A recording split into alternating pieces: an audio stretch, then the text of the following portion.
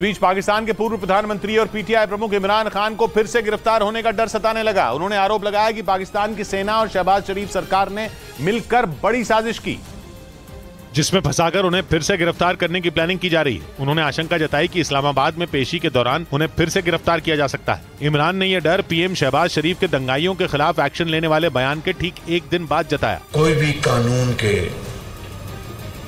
पानी हाथों से बच नहीं सकेगा। इससे पहले पाकिस्तान के सेना प्रमुख आसिम मुनीर ने भी दंगाइयों के खिलाफ आर्मी एक्ट के तहत कार्रवाई की बात कही थी और इसी वजह से पाकिस्तान के पूर्व प्रधानमंत्री इमरान खान ने शहबाज सरकार की तुलना हिटलर से कर दी। उन्होंने बयान दिया कि जैसा हिटलर ने जर्मनी में किया था वैसा ही शहबाज सरकार पाकिस्तान में कर रही है। इमरान इस समय जेल से बाहर हैं, लेकिन उन पर गिरफ्तारी की तलवार लटक रही है और इसीलिए वो शहबाज सरकार पर हमला करने का कोई भी मौका नहीं छोड़ रहे। इस बार तो उन्होंने शहबाज सरकार की तुलना हिटलर के शासन से कर दी।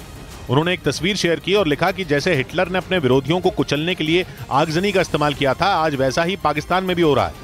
उन्होंने शहबाज सरकार पर उनकी पार्टी को खत्म करने की कोशिश का भी आरोप लगाया और बयान दिया कि पीटीआई नेताओं के घर में घुसकर उन्हें जबरदस्ती गिरफ्तार किया जा रहा है और ऐसा लग रहा है जैसे पाकिस्तान में लोगों की आजादी छिन चुकी है। उधर पश्चिम बंगाल के दक्षिण 24 परगना में अवैध तरीके से पटाखा बनाते हुए एक घर में विस्फोट हो गया और आग लगने से 2 लोगों की मौत हो गई। इस घटना में एक 8 साल की बच्ची और उसकी मां झुलस गई, जिसके बाद मौके पर पहुंची पुलिस ने जांच शुरू की और भारी मात्रा में पटाखे बरामद किए। जानकारी के मुताबिक दक्षिण 24 परगना के बजबज में एक मकान में अवैध तरीके से पटाखे बनाए जा रहे थे। इसी दौरान वहां विस्फोट हो गया और 2 लोगों की जान चली गई। इससे पहले पूर्वी मिदनापुर के एगरा में भी एक अवैध पटाखा फैक्ट्री में ब्लास्ट हुआ था, जिसमें 9 लोगों की जान चली गई थी। जिसके बाद बीजेपी ने इस मामले की जांच एनआईए को सौंपने की मांग की थी और अब एक बार फिर बंगाल में पूर्वी मिदनापुर जैसी घटना से हड़कंप मच गया। इस बीच यूरोप के देश क्रोएशिया में एक विमान हादसे का शिकार हो गया। इस हादसे में पायलट समेत 3 लोगों की मौत हो गई। हालांकि विमान में कितने लोग सवार थे इसका पता नहीं चल सका। जानकारी के मुताबिक विमान ने यूरोप के देश स्लोवेनिया से क्रोएशिया के लिए उड़ान भरी थी, तभी वो विमान रडार से गायब हो गया, जिसके बाद उसका पता नहीं चल सका। बताया गया कि प्लेन क्रोएशिया के जंगलों से गुजर रहा था, तभी तकनीकी खराबी की वजह से उसमें आग लग गई और उसमें मौजूद लोग उसकी चपेट में आ गए, जिससे उनकी मौत हो गई। घटना की जानकारी मिलने के बाद पुलिस ने शवों की तलाश शुरू कर दी।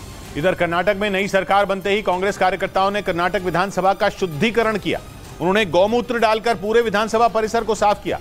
कर्नाटक के deputy CM DK Shivakumar पहले ही कह चुके थे कि सत्ता में आते ही वो विधानसभा का शुद्धिकरण करवाएंगे और कांग्रेस कार्यकर्ताओं ने वही किया। उन्होंने पूरे विधानसभा परिसर का शुद्धिकरण किया। कांग्रेस कार्यकर्ताओं के साथ एक पंडित भी पहुंचे, जिन्होंने विधानसभा के बाहर नारियल रखकर पूजा की और फिर कार्यकर्ताओं के साथ पूरे परिसर में गोमूत्र का छिड़काव किया। विधानसभा चुनाव से पहले डीके शिव कुमार ने कहा था कि जब कांग्रेस सत्ता में आएगी तो सबसे पहले गोमूत्र और डेटॉल से विधानसभा का शुद्धिकरण करवाएगी। उन्होंने यह ऐलान बीजेपी सरकार पर निशाना साधते हुए किया था।